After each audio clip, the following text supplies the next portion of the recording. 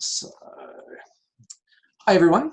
You are listening to a career advice webinar by the Royal Australian Chemical Institute, the Professional Association for Chemists in Australia. I'm Dave Sammett, coordinator of the RACI mentoring program. Networking is a critical skill for advancing and developing your career. Even at the graduate level, you're far more likely to find a job through your network than you are through advertised positions. In this webinar, we have a panel of experts to talk about simple tips and tricks that anyone can employ to grow your professional network face-to-face and via LinkedIn. This webinar is free and everyone is welcome. Participants will also have your opportunity to ask all your own questions via the Q&A. So I'm joined today by three excellent panelists, all of whom are currently in roles that significantly involve networking. Andrew Duggan is the Business Development Manager at Shimadzu Australia. Kim Baker is the General Manager at Pantheon, which is part of Thermo Fisher. And Annalisa Mathrick is the Business Development Manager at Envirolab. And that's an opportune moment to mention that Envirolab is one of our generous sponsors for the program. So I'd like to start this webinar by thanking all of our sponsors. That's Envirolab, DCS Technical, and Laboratory Credit Union. So thank you. And thank you all of our participants who are all mentors in the program as well for your time tonight. So let's kick off. Kim, let's start with you. How important would you say that networking was when it came to finding your job and securing your first role? Well, simply it depends where you live in the world, because I spent 20 years in the UK, and I would say there it's not quite so important, and you can get a good job based on your CV and resume. But definitely getting a foot in the door in Australia, networking is absolutely critical, because it's who you know in Australia that gets you your first job, not necessarily just one. Absolutely. Annalisa? Not so big for me. I guess I was fortunate that, my first role at ALS, I got in as a lab tech, and I mean, but our industry is small. So in saying that, I'm sure that Tanya and David, before they hired me, they spoke to our competitors just to make sure that I was above board. But it is a really important skill to have, and you never know who you're going to meet and who could provide you with a really good opportunity. Absolutely. What about yourself, Andrew? Well, Dave, I have to say it's really quite funny how I got my first job in Australia. I'll back Kim up there. It's all about who you know. I think I'd spent probably about 5 or 6 months looking on LinkedIn and Seek and applying to any position I could. And by sheer chance, I happened to have a couple of hobbies. And I was at one of my club meetings there for one of my hobbies. And I'm chatting to a guy, we're having a discussion. And he says, so what do you do? And I said, oh, well, actually, I'm a scientist and I'm looking for a job right now. And he says, oh, well, that's interesting, because I happen to run an environmental company and I think I could use your skills. So absolutely, my very first job was not through any advertising whatsoever. It was just through a little bit of networking, just something on the side. Well, again, the obvious corollary question is then, Annalisa, you've probably grown up with Envirolab, so to speak, come up through the ranks. But Kim, what role did networking play in your current role? I got headhunted back to Australia based on people I knew in the industry over the last 30 years. I can certainly say for myself, the last time I applied for a job was 2004.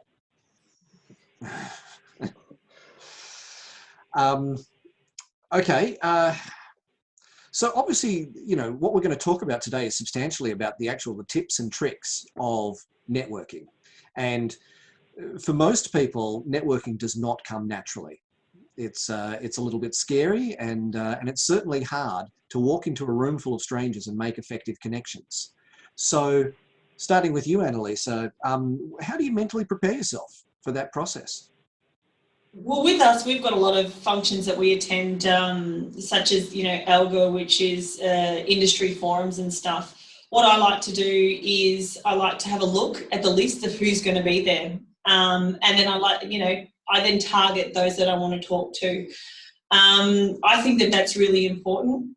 Sometimes they don't turn up, but you pick a few from the list. And I like to get there early, because usually, I'm not a shy person, and, making small talk is really easy for me, but still when you walk into a room and everybody knows somebody and is already in their clicks and talking, it's hard to sort of just barge in and be like, hey, I'm Annalisa from Envirolab, how are you going? So I find getting there early, usually, people, will tend to migrate to you when they come early as well. And then you start to meet and talk to people sometimes that you may not necessarily have thought you were going to talk to. So that's how I usually do it. That's a very good tip. Kim, what about yourself? I would really suggest to people that, similar to Annalise, do your research, think about who you want to talk to at those events. There will be a participant list, and think about some pertinent questions that you may want to ask those people. So a little bit of preparation ahead does you wonders.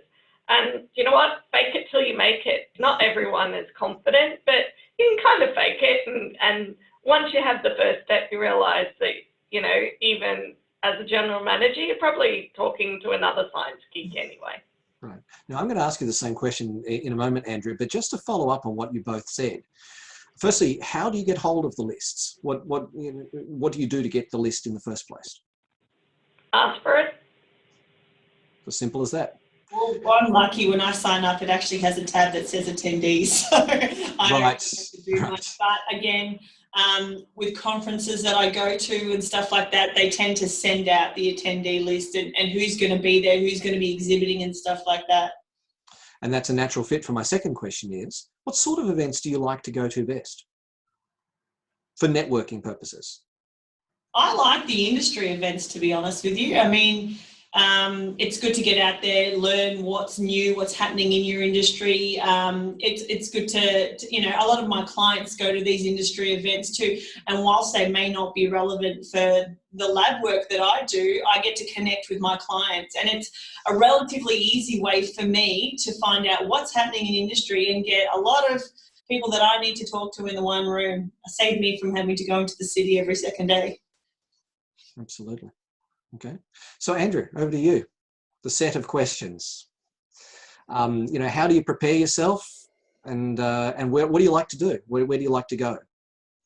Well, Dave, a good old drama trick from my uni days.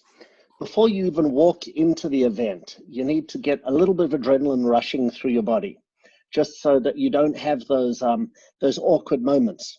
So you go outside, you're walking just down the road, you think about a few good things have been really good in your life, you remember those.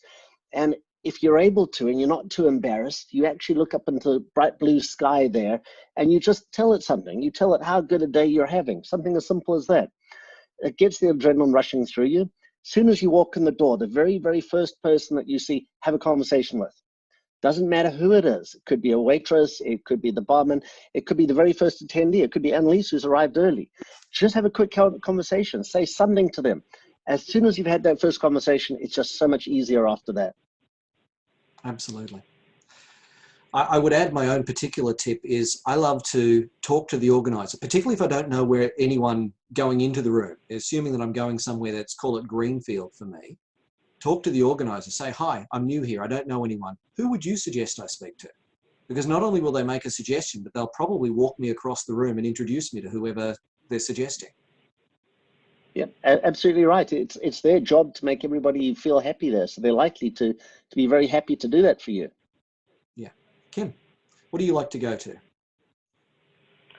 A variety of events. I guess the ones I love the most are actually university-led networking industry collaboration events, because I love the energy that students bring to those events. And if I'm there, I'm usually there with the specific action of picking up an intern. So it's like speed dating. It's fantastic fun. Sure. For what it's worth, I prefer smaller events. I don't want to go to a conference. I want to go to a seminar or something like that. I find that if you use, as terrible as it is, the shark analogy, if I'm having to break into a bait ball, it's large and confusing, as opposed to a smaller number of people. I feel more comfortable there. Or alternatively, I love to go to things that have an exhibition. Screw the lectures. I wait till everybody troops off into the darkened room, and then I'll go talk to someone like Andrew, who's standing in his stall, bored out of his mind, and got nothing better in the world to do than talk to me. And then I can make some quality connections. Andrew, how much of your life do you spend standing at stalls? Dave, I'm very pleased to say very little as of recent. My first couple of years in the industry, yeah, absolutely. You stand at the stall, you try and be happy for a good 8 or 9 hours, whatever it might be, and you try and strike up conversations. But I genuinely don't get very much value out of that. So I make a point pretty much doing what you do. Get away from where things are supposed to be and, you know, find 1 or 2 people there and have a good conversation with them.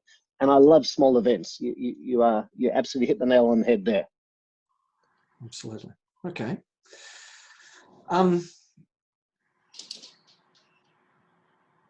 Okay, well, this is an issue. So I've got a list of questions off to one side. I'm not staring into space. Let's talk about the evolution of your attitude towards networking. How did you feel about networking at the beginning of your career versus now? Kim, why don't you start?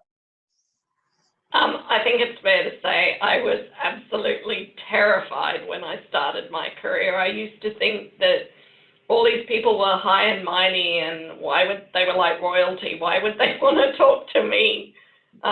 It took quite a while to work out that, they're kind of nerdy and geeky and sciencey, just like me. And oh wow, they talk to me. Isn't this amazing? So eventually got over my fear that they were, you know, the people in industry was something scary. Yeah, no, you're absolutely right. And I mean, particularly at something like a RACI event, we know the value of the next generation of scientists. We're going to go out of our way to make them feel welcome. It's not the case for every event, but it's certainly going to find it at RACI.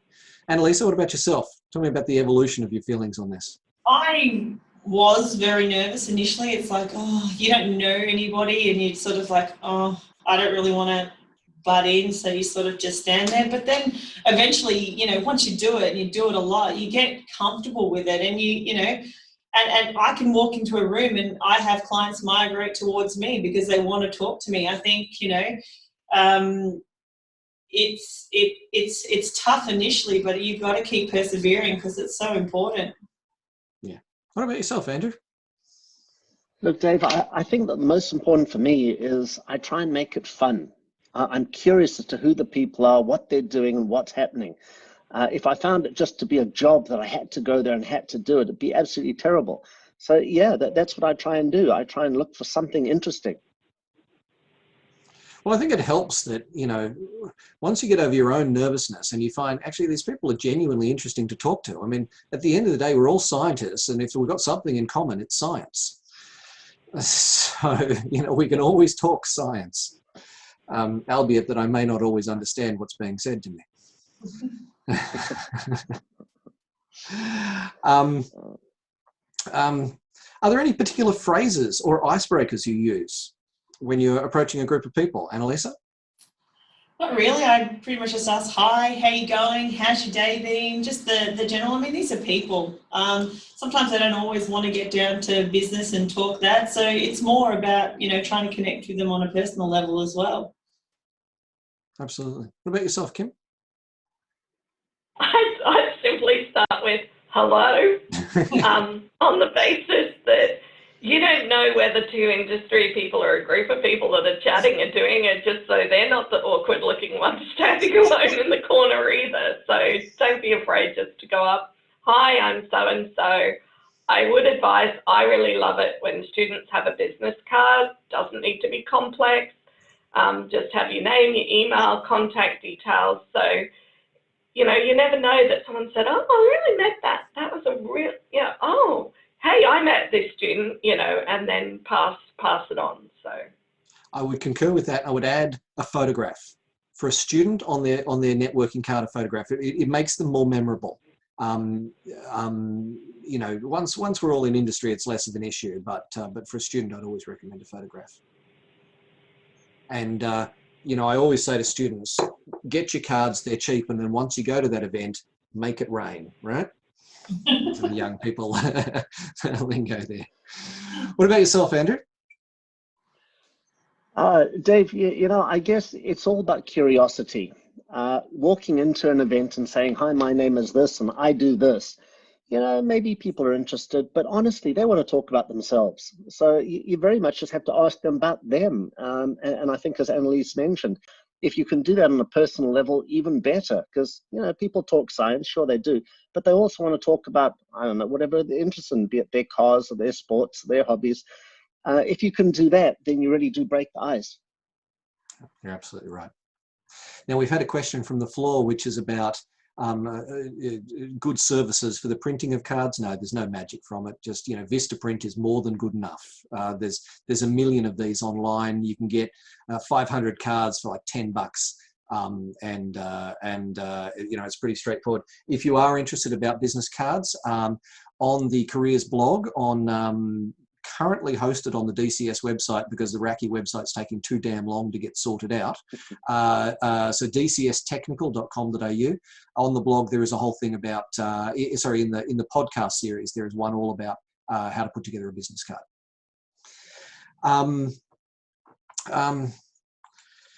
So Andrew, sticking with you, what are some good questions that a student has asked you or that could ask you to make you sit up and take notice of them? You know, I'd say it's got to be something relevant, relevant to what I'm doing. If he happens to know I work for Shimadzu and he happens to know what a mass spec is, and he asks something about that, you know, it's what I'm there to talk about. So, wow, okay, this guy's interested in me. And that's instantly a good a link. But it could be anything. He could have done his research on me. He could have seen what suit I was wearing and say, hey, I want to get a suit. So, I mean, again, it's really personal stuff. If he walks in and starts talking instant chemistry, something I don't know about, then I'm less likely to be, you know, engaged. Yeah. So always tailor it to the person you're speaking to. Yeah, I frankly, I just try not to be a bloke. I try to ask about the other person instead of talking about myself. Yeah, absolutely. Annalisa?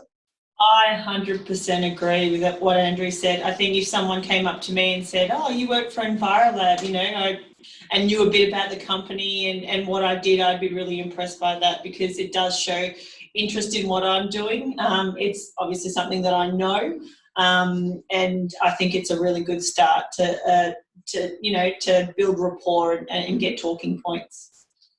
Absolutely. And for the record, everybody, I would make a note that Envirolab is a prolific employer of graduate scientists, and they offer really good jobs. Probably half of the mentees in the program at some point work for Envirolab, some of them on an ongoing basis, and I get universally great reports about what it's like to work with Envirolab. So keep that on your radar. Kim?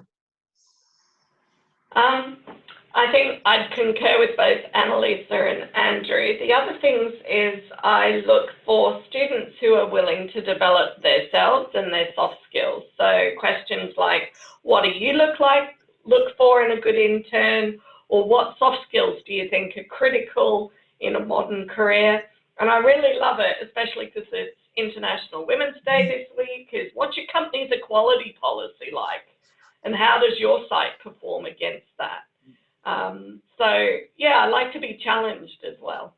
That's very interesting. So you don't find that confronting if somebody asks you potentially difficult questions? I mean, hopefully you've already got it. No, I love it. Right? Because that shows the individual, have they got that spark? Are they really going to, you know, challenge and have that thought diversity to bring into the workplace? It certainly is a key point that this is not a massive power differential, certainly not in an environment, in a networking environment. You know, it's not the senior and the junior, it's two people having a conversation. Mm-hmm. And the opportunity for both to contribute is important. Now, Shi Ying has asked us the question, how do you change the topic smoothly to a job hunting topic? Any potential job opportunities at your research lab or company? Well, I know my thoughts on the matter, but Kim, why don't you say? Perhaps whatever topic you're on and just say, oh, wow, that's really interesting. Do you ever take interns into that area? Boom. Smooth. Smooth, yeah. So what about you, Andrew? Oh, wow. I got to say, it shouldn't be the first thing that you ever ask somebody. You don't just walk up and go, "Hi, my name is, I'm after a job." I think Kim did it absolutely perfectly there. I couldn't better that one. Thank you. Now, Annalisa, you probably get it all the time, but then Envirolab employs a lot of students, so that's a natural. We do. I just tell them to send me an email. There's so many. It's so hard. I mean, it's, you know, for us, it's really important that I would tell them that you know, get into work experience. Do that. It works well for the company and it works well for them to see if they're a cultural fit. So yeah, it like Andrew said, it wouldn't be the first thing that I approach. I'd probably get into conversation, but yeah, my advice would always be, you know, try and get into some sort of program that does work experience, because for me, that's the most important. Like you said, I had my mentee from last year. He did work experience with us here. And we take students all the time because, you know, our company is very big on giving back to industry, which is one of the greatest things that I really love about working for Envirolab. But yeah. I think we would all agree that networking, particularly active face-to-face at an event networking, is not really the time to be asking for something. It's more the time to be building a relationship. My general recommendation would be, in that environment, you would simply say, "I'm looking for opportunities. Here are my contact details. If you hear about anything, I'd love to hear from you," as opposed to, "Can you find me a job?" Right? I think that's a better way of approaching it. And that can be very effective. Okay, well, that's actually a wonderful segue. What would you say are some networking don'ts? You know, forgetting to introduce yourself, looking at your shoes, drinking too much, being too aggressive. Annalisa, why don't you carry on? Some networking don'ts. Yeah, I would agree.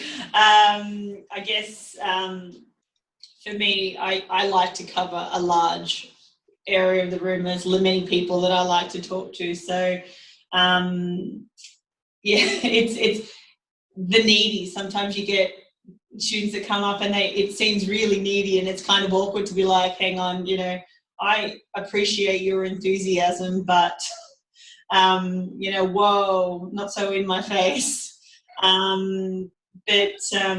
Yeah, definitely make sure you do introduce yourself. You know, and I would try the person stuff first before you go straight into the science and the "I need a job." Kim? Sloppy attire, go dressed to impress. Silence, don't go up to someone and then freeze, that's kind of awkward. Please don't swear, because we would like to see some sense of how you're going to act in a professional environment. And I think, to Annalisa's point, don't hog the room. So, and if you often go with a group of friends, because, you know, that's your little security blanket, then be the bigger person and introduce them as well, not just yourself. Yeah. That's very good. Very good. Andrew? Look, the one thing I find is that everybody wants to meet you and wants to have a conversation with you, and most of them do tell you their names. But of course, we're in such a multicultural world today that a lot of those names are so unfamiliar. And if people don't actually enunciate their names clearly, it becomes embarrassing to say, "Sorry, what was your name? What was your name?" So the very first most important thing is you're doing it for the other person. Put your name out there as slowly and clearly as you can so they can understand it. And give them your damn card so that they can read it at the same time. Absolutely right. Yeah. I think there is a key point in there about respecting the other person's time and the reason that they're there. So going back to what I said a moment ago about being at an exhibition, I would never approach an exhibitor during the coffee times, when that's their moment, where that's where they're going to get their sales, that's when they're going to get their return on investment. And I know that I've got nothing that I want to buy from them. So I only approach them in the intermediate times when they've got time to talk to me. You know, just respecting the business purpose of why that person is there.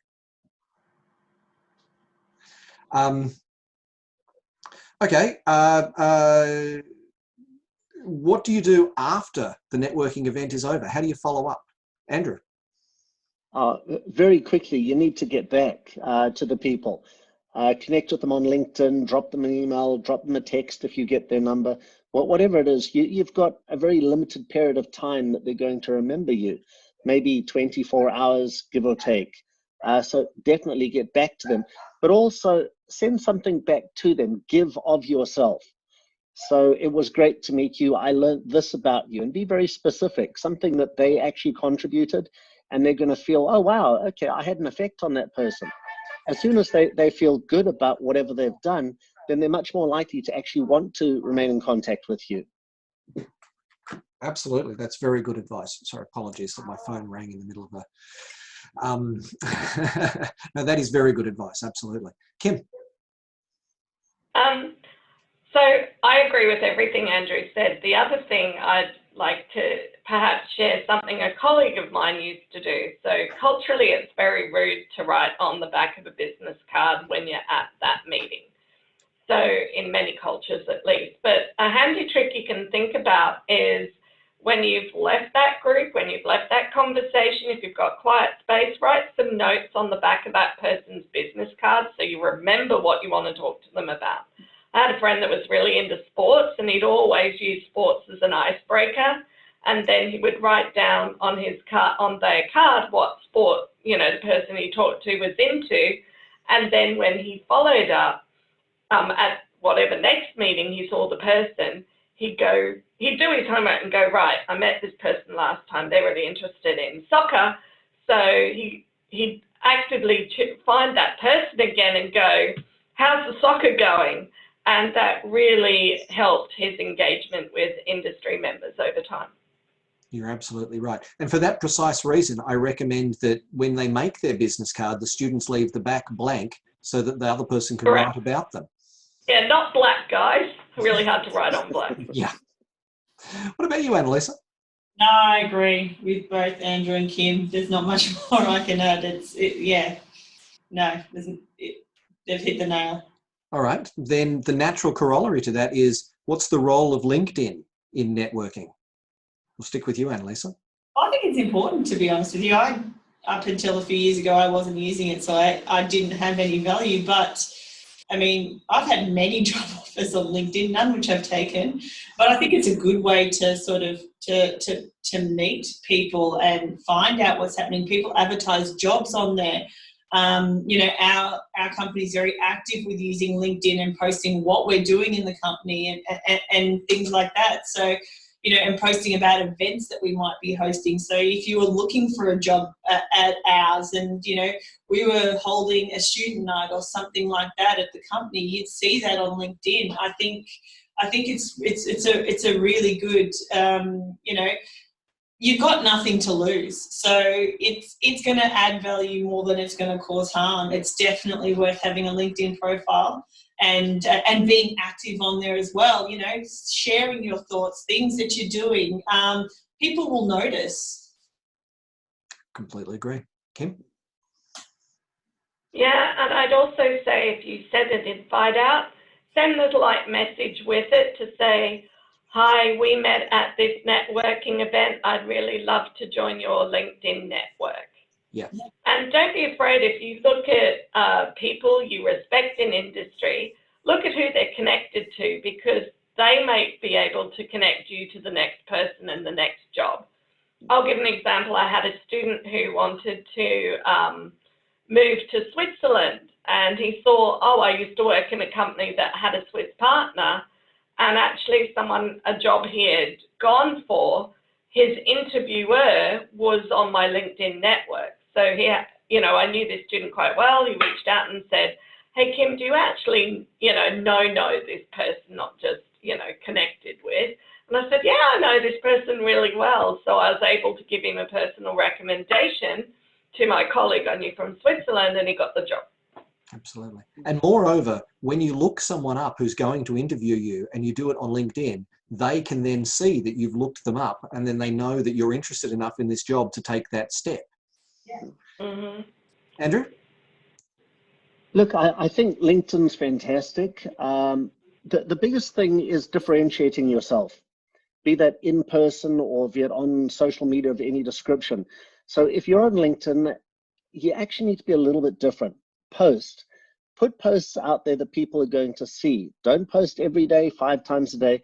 Make a significant contribution that people can go, wow, that was actually a really good bit of thinking that that person did, or that's relevant. So you can actually push information rather than just pulling it off LinkedIn as well. And moreover, you don't have to come up with the stuff yourself. You just have to find an interesting article or something and post it and say, hey, I thought this was interesting. Yeah, absolutely. Now, Tristan has asked from the floor, what can you do if you get no answer on your follow-up email? Now, I guess my first response would be, if you've met them at the event and you followed up right, you should get a response. But Andrew? Look, I did have an instance fairly recently, funnily enough, where I saw a fantastic presentation by a group of people and I followed up. And I did get a response, but I got it very half-heartedly. And he said, yeah, okay, sure, I'll meet up with you. And then he delayed it and delayed it. I guess it's perseverance. You've got to carry on. You've got to be a little bit pushy. And I think possibly know when to give up as well. All fair points. Either Annalisa, Kim, you got any points about that? I agree. You just, you know, I would do one more follow-up email, possibly a call, and after that I cut my losses. It's not, you know, obviously they're not interested in taking it further, so there's no point flogging a dead horse. Yeah, but certainly on LinkedIn, make sure, as Kim said, that you actually include a message of why you are connecting, and your success rate will be significantly higher. Yeah, those generic, you know, join my, it is what it is. It's generic. Be different, be personal. Yeah, absolutely. And, you know, if you're just explaining, I want to be connected for a good reason, as opposed to, I've got my hand out, you know, you know, as Andrew said, you've got to offer something before you get something. That's the way this world works.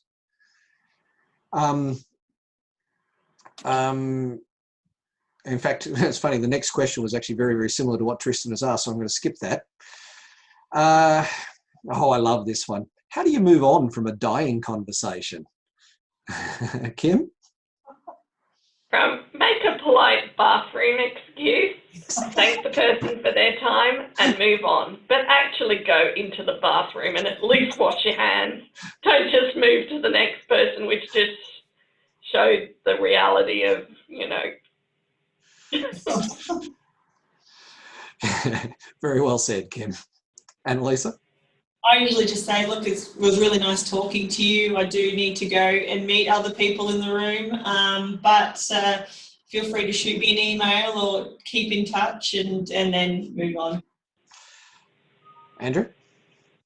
Look, Annalisa absolutely said it perfectly there. I'll add one word, and that word is ownership.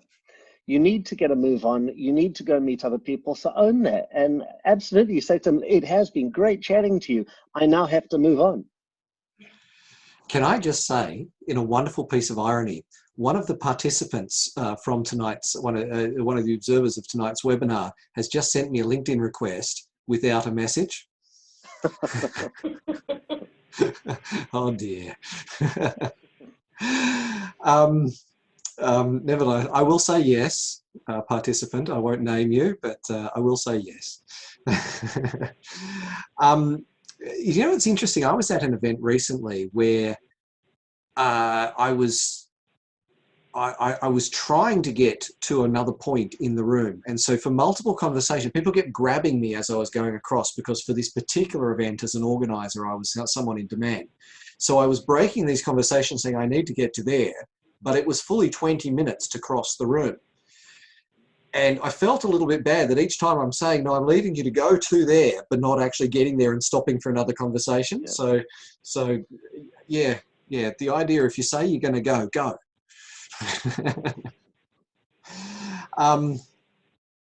Oh, okay. Andrew, what's the most enjoyable / successful networking event you've ever been to? What made it so? Well, Dave, I got to say, you brought this up earlier and you said small events. Well, one of the best events I went to may have been, I don't know, 8 years ago, give or take, and it was a peptide conference. There was the added benefit that it was on an island in the Whitsundays. So it cannot have not been great. But the beautiful thing is, I think there were maybe 45 or 50 people. So you got to meet the people, you were in the same place for 3 or so days. You absolutely built those relationships. That was fantastic. That really was great. What about yourself, Kim? I think I'm happiest when I'm going with a reason. So I love going to university networking events when I'm after a specific intern with a specific skill set, and generally I will walk straight into the organizer and go, hey, Chris, I'm after a student that's got both business and a science background. Who have you got in the room? And I'll spend the evening doing some speed dating and generally walk out with my intern of choice. Nice, nice. Annalisa? I like the big conferences, because I get to network with a whole range of people, and at the end of the day, they email me and give me work, and that makes me happy. Nice, nice. Do you know, for me, mine was actually a couple of years ago. I had a mentee who, when I had first met this mentee, the first time I'd ever laid eyes on them, they were standing in the corner of a room at a networking event, wringing their hands, literally in nervousness. 2 years later, I saw them at an event and they walked into this room like a movie star. The crowd parted before them, they greeted people left and right, and the confidence with which this person walked into the room, I was so proud of them. I had this moment of saying that what we are doing here in the mentoring program is entirely worth it. And so that's my favorite networking story. And it wasn't even me networking. Dave, is there any chance you know what happened to them in that interim to change their way of doing things? We practiced. Yeah. This person was my mentee. We practiced the skills. We talked about the psychology of networking. I mean, talking about, how do you prepare? It's actually funny, Andrew. I do something not entirely dissimilar to what you do before I go into a job interview or an event. I sing folk tunes to myself. Wow. Which is incredibly daggy, but that's what I do. And I actually have a moment. I stand at the threshold just before I walk in, toe on the line. I take a deep breath and I go into the room that moment as the best version of myself. And I always describe networking as an exothermic reaction. Once you get over the activation energy, the reaction will just proceed. Yeah, absolutely right. How many different people do you think you should aim to talk to? Now, for context, let's say you've got 2 hours of networking. How many people should you talk to in that period? Andrew? Look, Dave, I don't know if it's how many people, but it's the quality of conversations. You might have 1 or 2 conversations that are absolutely amazing in 2 hours. That's perfect. That's enough for me. I could have 20 conversations and none of them are valuable, and then I consider total waste of time. So don't do what is comfortable. Don't go to your best mate who happens to be there and just talk to them. That's not really valuable. You can talk to them anytime. So yeah, it's all about break those boundaries down, go find somebody, and if it's a good conversation, stick with it. You only need maybe 1 or 2 in a whole event. Absolutely. Annalisa? Yeah, I would 100% agree. I think you don't want to be that person that's jumping from person to person to person to person to person. I don't think it's a good look. And if you go with a friend as well, I often go to networking events with my boss. We separate. I don't really want to see you until the end of the night when I'm driving you home. It's good to have your own space and network without each other. And I mean, you can cover the room more. You need to be able to network on your own and not have that, that person that, that might actually hold you back. Don't be afraid. No one's going to bite or attack you. Just be yourself. You're absolutely right, Annalisa. Although I will say, if you are nervous as a networker, let someone in the careers development program know. If you have a mentor, let them know that you're going to this event. We'll make sure that if you're a RACI event, there's someone there who will take the trouble to introduce you to people, to include you in conversations until you find that confidence to do exactly what Annalisa said, right? We're here to help. Kim. I'd really say meet as many people as you've determined you want to, in terms of if you've done your homework, done your research, you know who you want to see. And, you know, to the other points made, make them quality conversations as opposed to covering every, oh, hi, I haven't met you, next. You're absolutely right. Then what do you find, Kim, is the best way to leave an impression, to make a connection? Leave that business card and ask for one in return. Be polite, be friendly, and ask questions. It's a pretty simple formula. Annalisa? Yeah, I'd agree. There's not much more I can add to that. Brilliant. Perfect. Andrew? Look, the only thing I'll add is always be authentic. So don't feel that you have to be a particular way. Give of yourself. If you do that, people find a way of connecting with you. You become a lot more personable. Yeah, absolutely. Now, that more or less runs me through the list of questions that I've pre-prepared for tonight. Anyone on the floor? Oh, actually, we've just got another one from the floor, but please start sending in your questions because we've still got a little bit of time. Do you have any general advice, asks Tristan, about finding suitable events? How do you find them?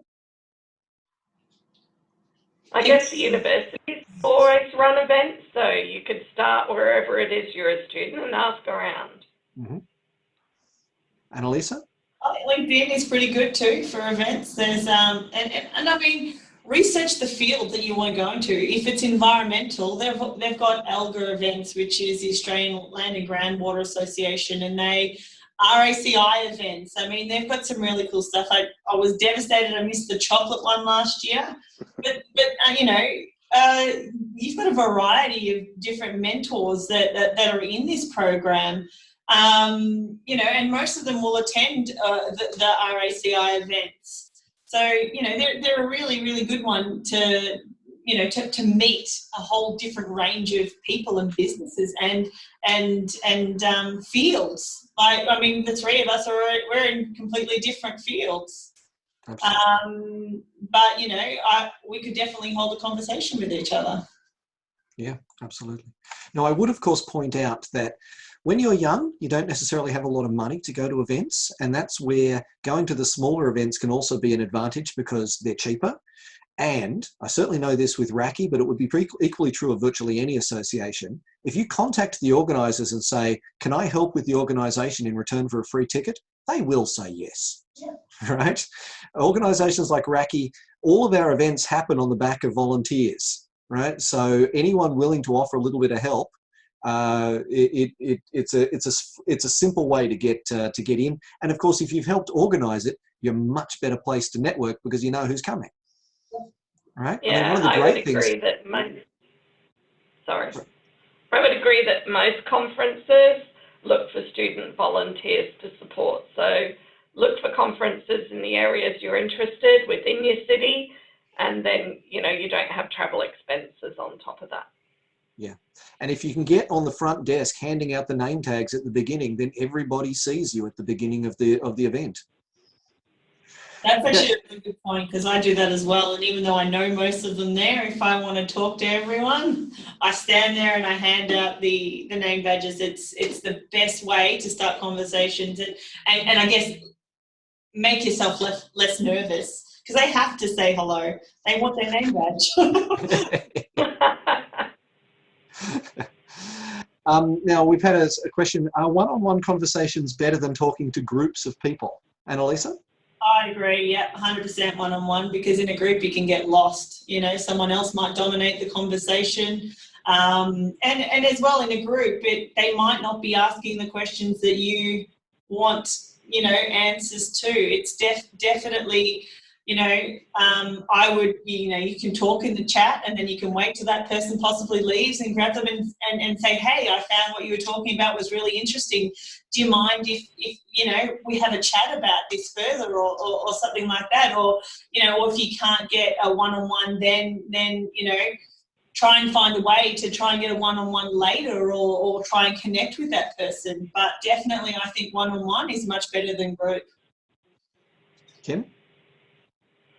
Yeah, and perhaps if you're constantly seeing an individual you want to talk to always stuck with a group, perhaps that when there's a natural break, you could just interject politely and say, hey, I'd really love to meet with you when you're finished with the current conversation. Could we have a chat?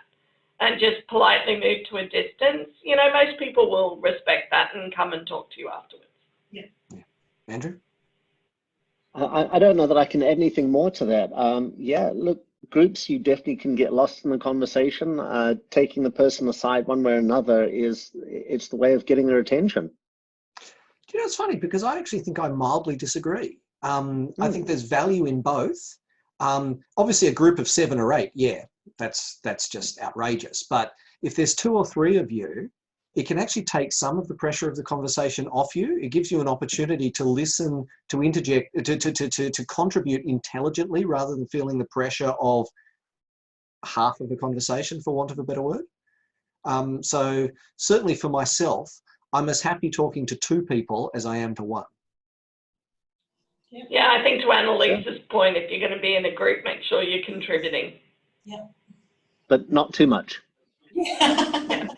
And it's interesting. It's interesting you say that, Andrew, because I always say one of the great ways to, whether it's in a networking or whether it's in one of those horrible group interview situations, is to make sure that the quiet person in the conversation is included in the conversation, direct some of the questions and comments towards them and make sure that they're included, and you'll always come off looking better for it. Yeah. Yep. Some more questions. How do you go about, how can you go about getting bigger events to where you are? In Hobart, there's so very few to basically none unless I'm missing something.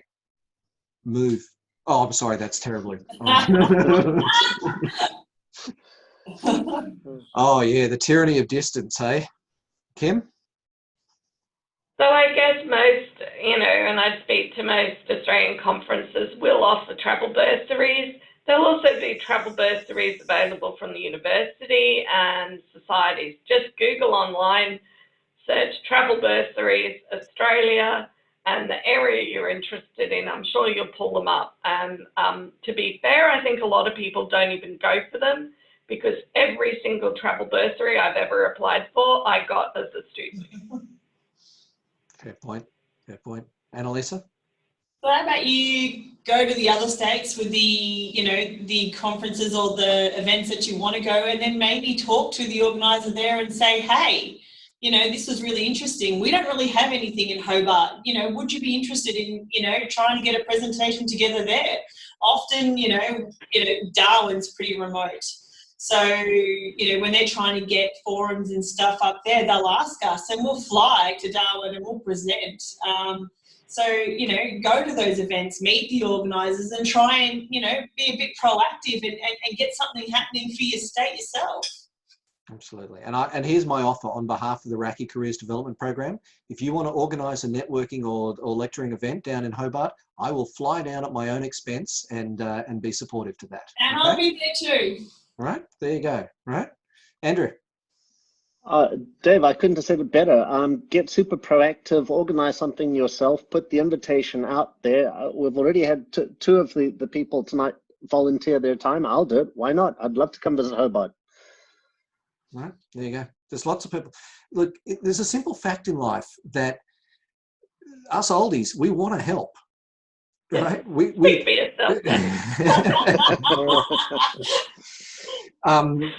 want to help. We want to contribute. That's why every single mentor in this program is a mentor in this program, is because they want to give something back to the next generation. The only way we can do it is if we know who you are and what you need.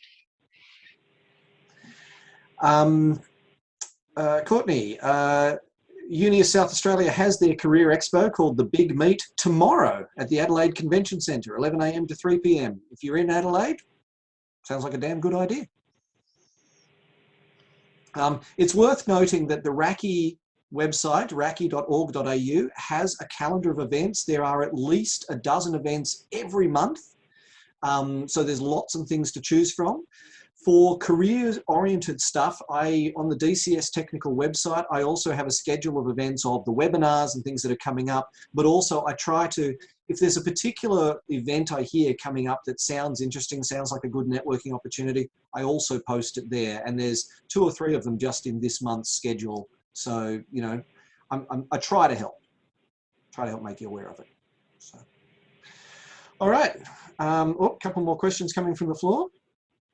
Our Tasmanian friend has said done, so it sounds like we'll get an invitation at some point. Wonderful, I'm delighted to hear it.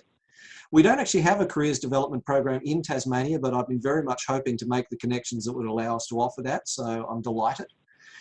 Following up with the group conversation, if someone is dominating, how do I politely butt in with my own question? If I jump in straight after they finish answering someone's question, it feels like I'm rude or I'm interrupting.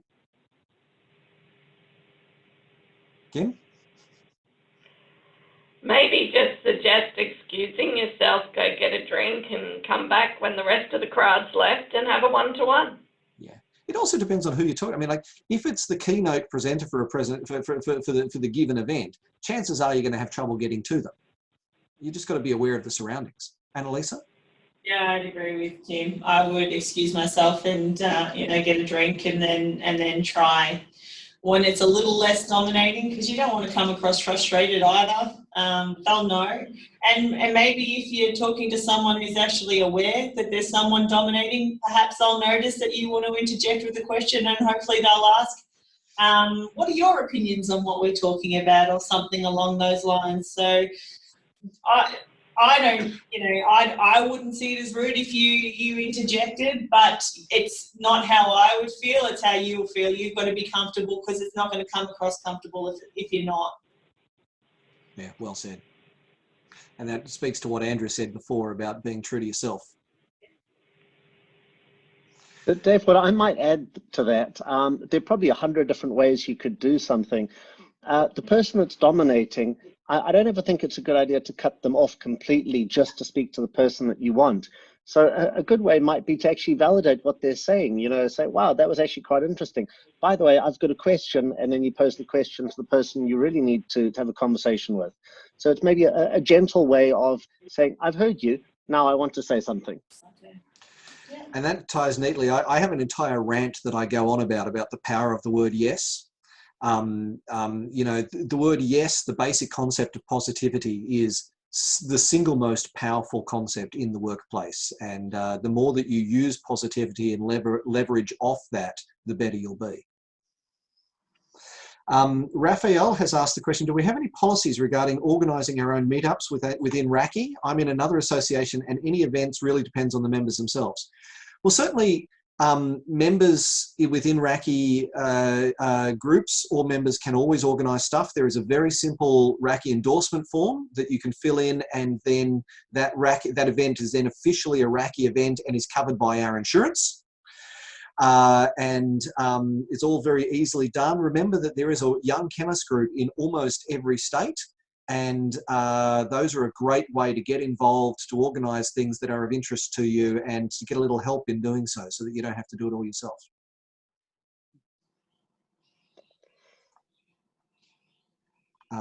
Yes, so that represents our questions, and it pretty much represents our time. So, so I'll wrap up here. So in conclusion, tonight has been another event as part of the RACI Careers Development Program. Through webinars, networking events, mentoring, lectures and workshops, the RACI Careers Development Program aims to help graduating students to get the best possible start in our careers. I'd like to thank all of our presenters tonight, Kim Baker, Annalisa Mathrick and Andrew Duggan. Thank you for all of your time, and thank you for your contributions to the mentoring program generally. I hope everyone's had a good evening, and this event will be posted to YouTube in the very near future and put onto our podcast playlist. So thank you everybody for your contribution. Thank you. Wonderful. Thank Thank you. you. Good night.